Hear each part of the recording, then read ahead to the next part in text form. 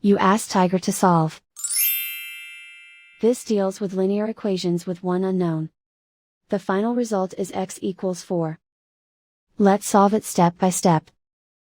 Group all constants on the right side of the equation. Subtract 2 from both sides. Group like terms.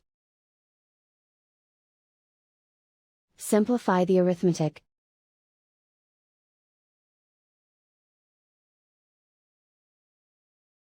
Isolate the x.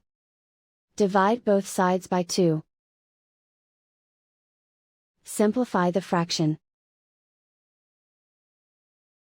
Find the greatest common factor of the numerator and denominator. Factor out and cancel the greatest common factor. And so the final result is x equals 4.